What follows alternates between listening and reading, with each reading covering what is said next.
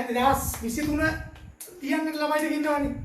දැන් ඒ ළමයින්ට දැන් විෂය සම්බන්ධයෙන් මූලික අවබෝධයක් හරි ගොඩනගෙන්න ඕනේ. ඒ කියන්නේ අනුපතරම ඉංජිනේරු තාක්ෂණය කියන්නේ මොන වගේ විෂයක්ද කියලා ඉවා ගන්න බෑ ළමයි ටික. ඒ නිසා ඒගොල්ලන් අදාළ කරන වීඩියෝ එකකුත් මට හිතෙනවා දාන්න ඕනේ කියලා ඉවර වෙලා. ගොඩක් අය මම මේ channel එකත් එක්ක ඕගොල්ලන්ට සාකච්ඡා කරන්නේ යාන්ත්‍රික ඉංජිනේරු තාක්ෂණයේ ගොඩක් තමයි සාකච්ඡා වෙන්නේ. ඒකට සිවිල් සහ ඉලෙක්ට්‍රිකල් ඉලෙක්ට්‍රොනික කියන කොටස් දැනට මේ channel එක ඔස්සේ අපි ඔයගලන්ට නිරාශ කරන්නේ නැහැ. ඒකට අපි ක්ලාසස් වලදී ඔයගලන්ට ඒවත් එක්ක සම්බන්ධ වෙන්න පුළුවන්. අසංකස උගන්වන සිවිල් සම්බන්ධ කාරණා, පුල්සර් උගන්වන ඉලෙක්ට්‍රිකල් ඉලෙක්ට්‍රොනික සම්බන්ධ කාරණා, පන්ති වලට Zoom ක්ලාසස් වලට සහභාගී වෙන්න හැකියාව තියෙනවා.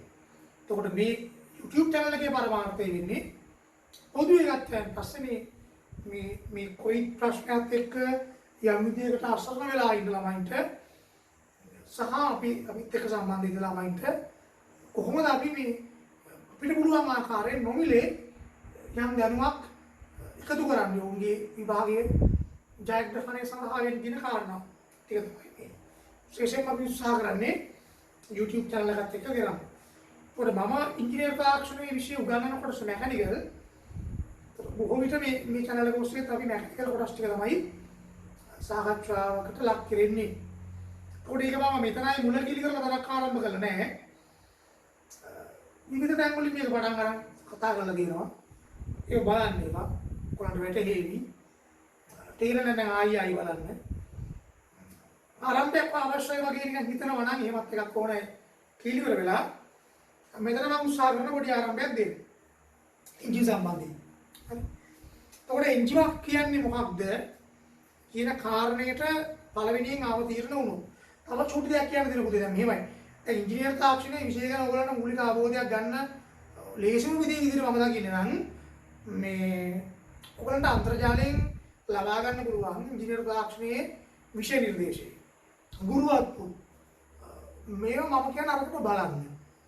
මේ අන්තර්ගතය ගැන වැටහීමක් ගන්න නම් ඊළඟට බොහෝ විට දැන් මේවා ඉංජිනේරු තාක්ෂණයේ කියන විෂය සංවිධානයෙන් පස්සේ මෙකැනිකල්, සිවිල්, ඉලෙක්ට්‍රිකල්, ඉලෙක්ට්‍රොනික කියන කොටස් එක්ක තියෙන්නේ. ඒකට අපි ඉදිරියලා මම මෙකැනිකල් ශාස්ත්‍රයේ ප්‍රායෝගිකව නියලිලා ඉන්න උද්දලේ වශයෙන් තමයි මේ කාරණා සාකච්ඡා කරන්නේ. ඒකට ප්‍රායෝගික විෂය. ප්‍රායෝගිකව මේ විෂයන් එක්ක ඉන්න ගුරුවරු කීප දෙනෙක් තමයි අපි මෙතනදී අපේ පලාරක පන්ති ඇතුලේ අපි එකතු වෙලා තියෙන්නේ විශේෂයෙන්ම මේ සිවිල් සහ ඉලෙක්ට්‍රිකල් ඉලෙක්ට්‍රොනික කරන වෙනම ගුරුවරු දෙදෙනෙක්ව යොදවමි. හරි මේ මෙකැනිකල් කොටස් ටික තමයි දැන් මම මෙතනදී විශේෂයෙන්ම සාකච්ඡා කරන්නේ.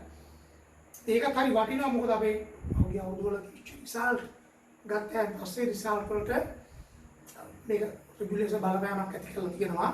හේතුව අර විෂය නිර්දේශය ආවර්තනය වෙනවා කියන කාරණේදී අපි ගොඩක් ඉදිරියෙන් ඉන්නවා සහ අපි විෂය දින හැම කොටසක්ම ළමයිත් එක්ක බොහොම සියුම් ලෙස සාකච්ඡා කරමින් මේ ගමන යන්න මහන්සි වෙනවා. මොකද මේවා අපේ ශේෂ්ත්‍රය. මේ නිසායි. දැන් මම දැන් අද කතා කරන කොටසට ආවයින් පස්සේ මම මේක ඉක්මනට කතා කරන්න තමයි උත්සාහ කරන්නේ. තේරුම් ගන්න ආයෙ හුට්ටක් කළා බලන්න. දැන් මේ එන්ජින් සම්බන්ධ කාරණේ. එන්ජිමක් කියන්නේ මේ මොකක්ද කියන එක මුලින්ම ඔයගලන්ට විස්තර කරොත් එන්ජිමක් කියන්නේ ශක්ති පරිවර්තන යන්ත්‍රයක්. හරි. එන්ජිමක් කියන්නේ ශක්ති පරිවර්තන යන්ත්‍රයක්. මොකක්ද පරිවර්තනය කරන ශක්තිය? ඉන්ධන වලින් ඇති කරන තාප ශක්තිය නැත්නම් ඉන්ධන වල තියෙන රසායනික ශක්තිය එන්ජිමක් ඇතුළතදී තාප ශක්තිය බවට පරිවර්තනය කරගන්න. ඒ තාප ශක්තිය අපි ළඟට එන්ජිම ඇතුළතදීම අපි යාන්ත්‍රික ශක්තිය නැත්නම් චාලක ශක්තිය බවට පෙරලා ගන්නවා. ඒක තමයි එන්ජිමක් ඇතුළේ වෙන ශක්ති පරිවර්තන ක්‍රියාවලිය ඉන්ධන වල තියෙන රසායනික ශක්තිය තාප ශක්තිය බවට පත් වෙනවා. තාප ශක්තිය යාන්ත්‍රික ශක්තිය බවට පත් වෙනවා. ඒක කරගන්න එන්ජිමේ සිදුවෙන මූලික ක්‍රියාවලිය. යම් සාකච්ඡාවේදී මම අද මුලින්ම කතා කරනවා මොකද්ද ෆෝල් ස්ටොක් එන්ජිමක් කියන්නේ කියලා. ෆෝල් ස්ටොක් එන්ජිමක මේ වැඩේ කොහොමද වෙන්නේ? අග්ගල බලාගන්න වැඩේ කොහොමද වෙන්නේ කියලා. ඊට අවශ්‍ය කරන වපසටි මම අග්ගල හදලා දෙනවා ඔයගලන්ට.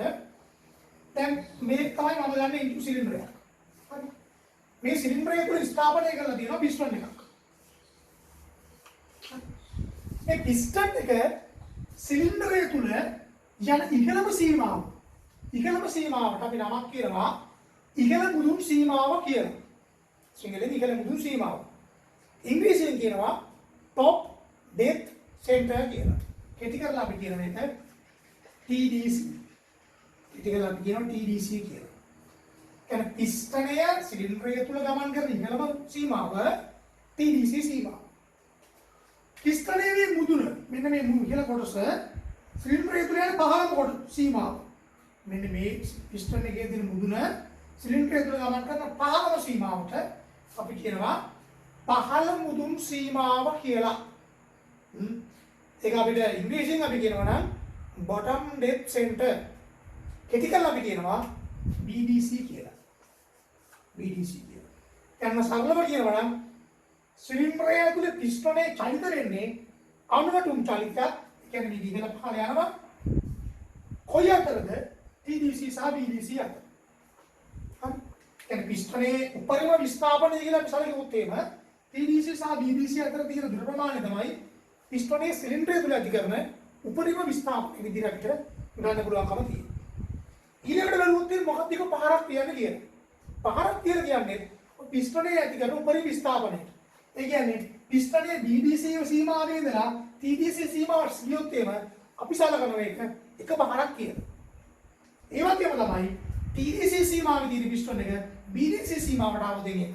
අපි ඒක සලකනවා එක පහරක් විදිහට. හරි. ඊළඟට මේ පිස්ටන් එක දන්නුව සම්බන්ධ කරලා දිනවා කනෙක්ටින් රොඩ් එකක් මගින් සැබෑදුම් දණ්ඩක් මගින් කොහාටද? දඟර කඳට. හරි. ඒව සම්බන්ධ කරලා දිනවා දඟර කඳට. ඒ නිසා වෙන්නේ මොකක්ද? මේ දඟර කඳ ක්‍රියාත්මක වීමේදී මේ පිස්ටන් ක්‍රියාත්මක වීමේදී දඟර කඳ චලිත වෙනවා. දැන් මේ තියෙන්නේ දඟර කඳ මේ දඟර කඳේ තියෙන මහගොන් ජර්නල් එක මේ තියෙන්නේ සැබදුම් දාන්න. හරි. එතකොට පිස්ටන් එක මත ඇති කරන බලයකින් හෝ දඟර කඳ ප්‍රමාණයක් මගින් පිස්ටනේ චලිතයක් සිදු වීමේදී මේ සිදුවන ආකෘතියක් පවතී. මේ දඟර කඳේ යන්ත්‍රය වගේ කොටස් වලට අපි කියනවා මූලික වශයෙන්ම චලිත පරිවර්තන යන්ත්‍ර කියලා. චලිත පරිවර්තන යන්ත්‍ර. හරි. ඒ කියන්නේ එක් චලිතයක් තවත් චලිතයක් බවට පරිවර්තනය කර දිය හැකි යන්ත්‍ර. චලිත පරිවර්තන යන්ත්‍ර ගත්තාම පස්සේ ඊළඟට ප්‍රශ්නයක් එන්න පුළුවන් මොනවද තියෙන චලිත ආකාර කියලා.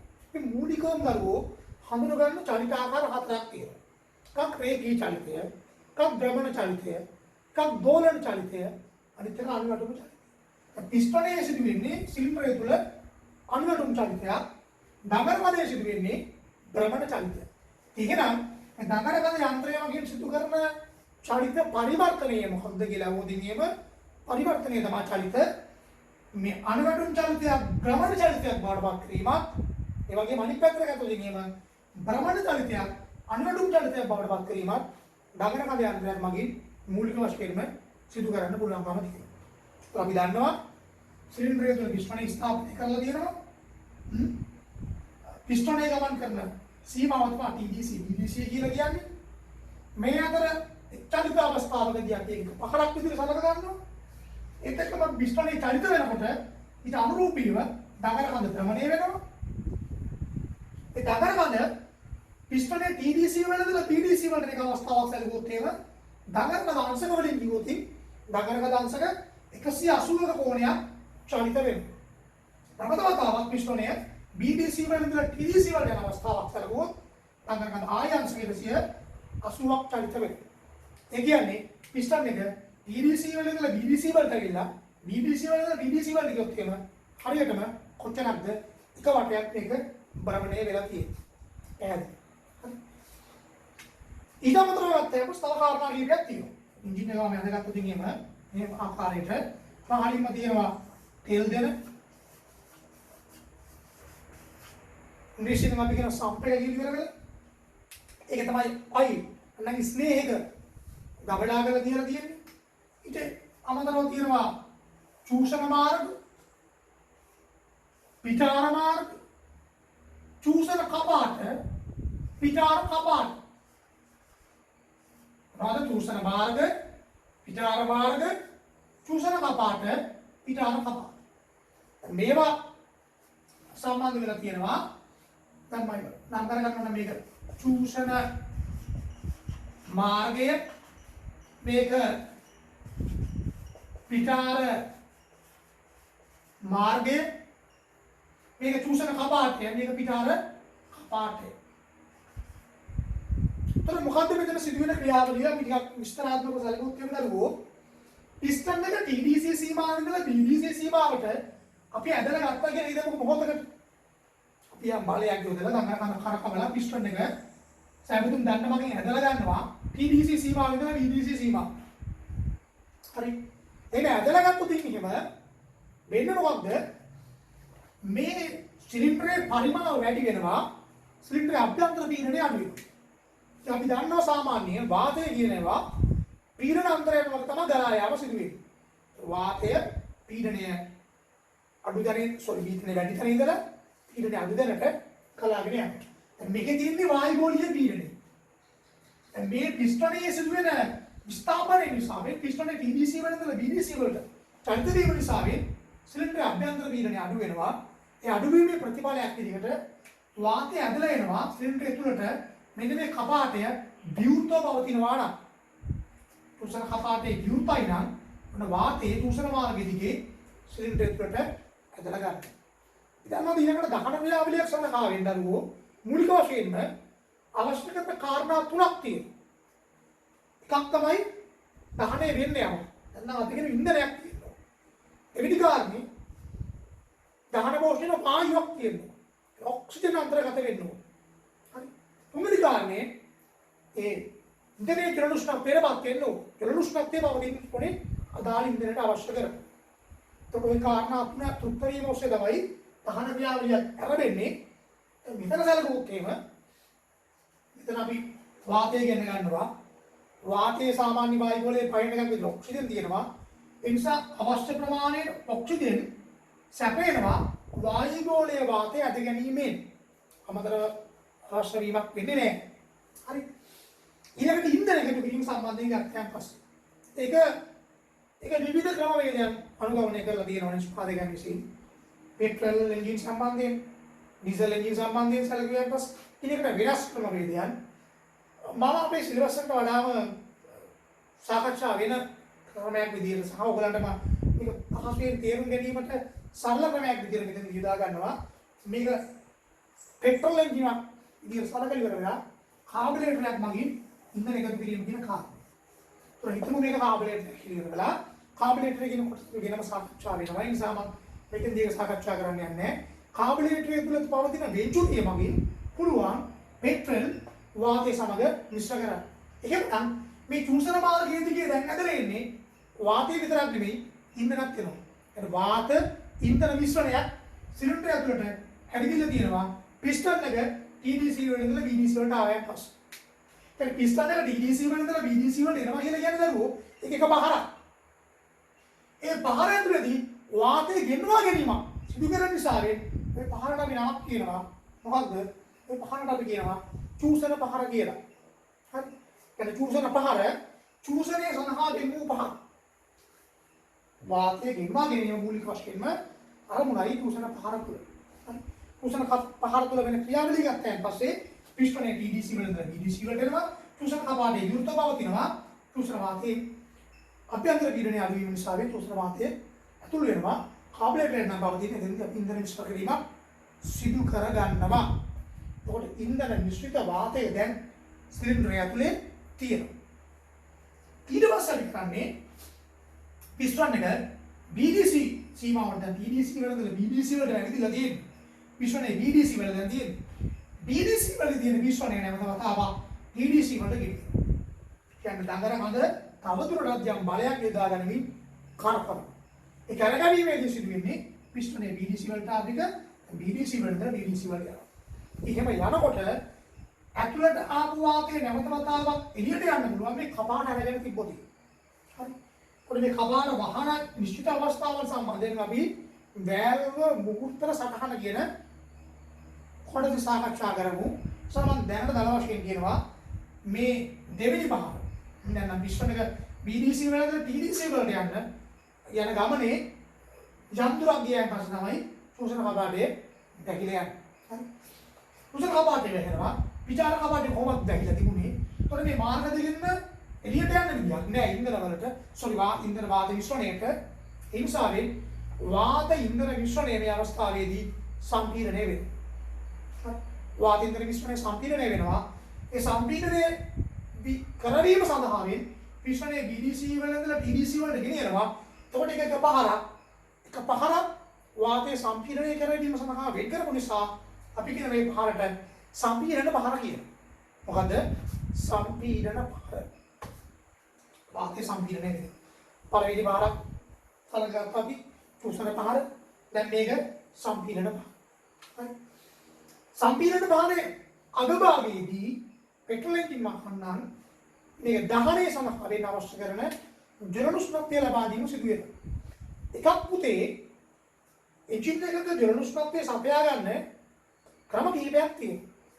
බාහිරින් අපිට ආධාරයක් වශයෙන් ලබා ගන්න පුළුවන් නැත්නම් අභ්‍යන්තරයේ කොහොමත්ම වාතයේ සම්පීඩනය වීම නිසා උෂ්ණත්වීකරණය යනවා. එයක් අපිට අවශ්‍ය නම් ජල උෂ්ණත්වය සඳහා භාවිත කරන්න පුළුවන්. පෙට්‍රල් එන්ජින් වල දෙවෙනි ක්‍රමයේ භාවිත වෙන්නේ නැහැ. ඒ කියන පෙට්‍රල් එන්ජින් එක නම් ඒක සම්පීඩන ජවලන එන්ජින් එකක් නොවේ කියලා ඩීසල් එන්ජින් තමයි සම්පීඩන ජවලන එන්ජින් විදිහට අපි හඳුනගන්නේ. පෙට්‍රල් එන්ජින් කියන්නේ පුලිඟු ජවලන එන්ජින් ජල උෂ්ණත්වය ලබා දෙනවා පුලිඟු පේනුවක් ආධාරයෙන්. මේ තියෙන්නේ පුලිඟු පේනුවක් මේ ආධාරයෙන් අපිට පුළුවන් මේ අග්‍ර දෙක අතර වැඩි විභවාන්තරයක් ලබා දීලා පුලිඟුවක් අනින්න සලස්වන්න ඒ ස්ථානයේ පවතින ඉන්ධන ටික ඒ ආශ්‍රයෙන් දහනයට පත් කරනවා. එතකොට මේක පැතිරලා යනවා ඊළඟට මේ ස්ථානයේ ඉන්ධන ටික මුලින්ම දහනය වෙනවා. ඒ දහනය වීම නිසා ඒ වටේ තියෙන ඉන්ධන ටික දහනය වෙනවා. ඔය ආකාරයෙන් මේක පැතිරියාමකට ලක් වෙනවා. සුමට දහන ක්‍රියාවලියක් ඇති වෙනවා. ඒකට මේ පුලිඟු බේනුව මගින් පුලිඟුවක් ලබා දෙන්නේ පිස්ටන් එක සම්පීඩන පාර අවසාන භාගයට පැමිණෙනකොට. ඔන්න පිස්ටන් එක දැන් BDC වල එනවා. BDC වල යන මොහොතකට විතර කර පුලිඟු බේනුවේ පුලිඟුව ලබා දෙනවා. දැන් කාරණා තුනම තෘප්තයි. ඉන්ධන දිනනවා, ඔක්සිජන් දිනනවා, පෙරොස්ට්‍රක්ටි දිනනවා, දහන ක්‍රියාවලිය අරගෙනවා. දහනයේ වික්ෂ වාතීන්ද්‍ර මිශ්‍රණය මගින් අධික පෙරපුමක් මේ මිශ්‍රණය මත ගොඩනගනවා. මිශ්‍රණය මත විතර නෙවෙයි සීලුම බිත්ති මත ගොඩනගනවා. නමුත් මෙතන දුර්වල ස්ථානයේ මේක ඉදහස් වෙලා යන ස්වභාවයක් තියෙන නිසා මොකද වෙන්නේ මේ ඉන්ධන දහනය වෙලා අධික පරිමාණයකට නම් අධික ප්‍රසාරණයකට යම් උත්සාහ කිරීම හේතුවේ මිශ්‍රණය මත ගොඩනගෙන අධික පෙරපුම් බලය නිසා මිශ්‍රණය TDC වලද BDC වලද නැවත වතාවක් කවුල් වෙලා ඉන්නවා. ඔබ තමයි ඊළඟ අවස්ථාව වශයෙන් තියෙන්නේ පිස්ටනේ TDC වලද BDC වලද යනවා. ඔතෙන්දී තමයි අපි මූලික වශයෙන්ම පිස්ටනේ මත ඇති කරන පෙරපුම් බලයක් මගින් දගර මත ප්‍රබලණය කරවීමකට ලක් කරන්නේ. ඉතින් මේක අපි සලකන මේ නිසාවේ බලපහර කියලා.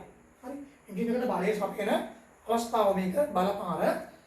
ඒතර මූලික පහරවල අපි සාකච්ඡා කරා තුනක්. මේ බලපහර යම්දුරක් චලිතයේගෙන එනකොට පිස්ටන් එක බලපහර අවසන් වීමට මේ පිටාර කපාටය විවෘත කරගන්න. මොකද අපිට නැවතතාවක් ඊළඟ පහරට යන්න අවශ්‍යතාවය තියෙනවා. ඊළඟ පහරට යන්න ඕනේ. ඒ නිසාවේ දැවුණු වාතය නිදහස් කරගන්න ඕනේ. ඒ දැවුණු වාතයේ හයිඩ්‍රෝකාබන් එකක් දහනයට ලක් වෙලා තියෙන්නේ ඔක්සිජන් හමුවේ. ඒ අවසානයේ දහනයේ ප්‍රතිඵල විදිහට අපිට බොහෝ විට ලැබෙන්නේ කාබන් ඩයොක්සයිඩ් සහ ජලය H2O තමතර නොදැවුණු දහන ක්‍රියාවක් තුළ නම් කාබන් මොනොක්සයිඩ් HC වගේ කාර්බනයක් ඇති වෙන්න පුළුවන්කම තියෙනවා. ඩීසල් එන්ජින් එකක අධික ලෙස කම්බෂන් චේම්බරේ උෂ්ණත්වය ඉහළ ගියොත් එහෙම ඔක්සිජන් ප්‍රමාණයක් වැඩි අවස්ථාවක් සැලකුවොත් එවැනි අවස්ථාවන්වලදී NOx වෙන තත්ත්වෙනු නිර්මාණය වීමේ හැකියාවකින් යුක්ත එන්ජින් එකේ දහන කුටීරය තුළ. එතකොට මේ මොකක්වත් ඊළඟ බලපහර සඳහා වෙන ඊළඟ දහන චක්‍රය සඳහා අවශ්‍ය වන්නේ නැහැ. ඒ නිසා මේ මොකද වෙන්නේ ඕනේ මේ දහණයෙන් පසුව ඉතිරි වෙන වාහකය ඉවත් කරන්න අවශ්‍යයි. බලපහර අවසන් වීමටත් පෙර විචාර කපාටේ විවෘත කරනවා. මොකද මේ අභ්‍යන්තරයේ පවතින පීඩනයෙන් අපිට පහසු වීම පුළුවන් මේ වාහකය වැඩි ප්‍රමාණයක් විචාර මාර්ගය ඔස්සේ තල්ලු කරලි අතර හලවන්න පුළුවන්කම තියෙන නිසා. පිස්ටෝනේ DDC වලට යනවා. දැන් අමතක තව පිස්ටෝනේ DDC වල ඉඳලා DDC වලට තල්ලු කරනවා. දාගර කඳ ප්‍රමාණය මගින්. විචාර කපාටේ විවෘත කරනවා කියන නිසා දැවුණු වාතයේ තවදුරටත් මේ සිලින්ඩර් එකේ පවතින වාහන සියලුම දැවුණු වාතයේ විචාර මාර්ගය ඔස්සේ එළියට යනවා. ඒක තමයි අපි සෛලාංශයෙන් දුම විදියට එළියට එනවා නිරීක්ෂණය වෙන්නේ. හරි.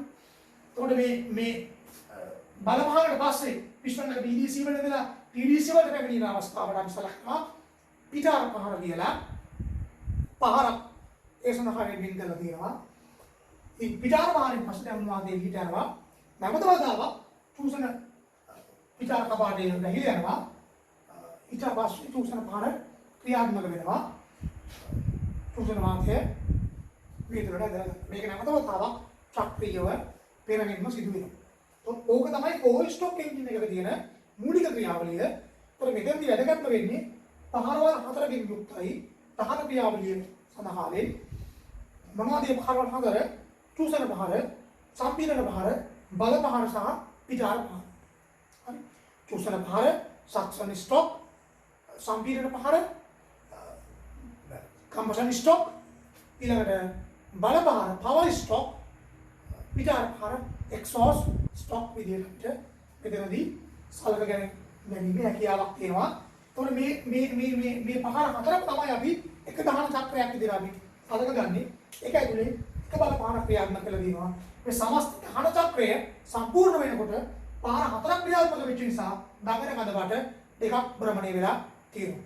දඟන කඳ වට දෙකක් හැරගිලා පහර හතරක් ක්‍රියාත්මක වෙලා දහන චක්‍රය සම්පූර්ණ වීමේදී ඕක තමයි ෆෝර් ස්ටොක් සම්බන්ධයෙන් අපිට කතා කරන්න පුළුවන් සරල මූලික ආකෘතිය.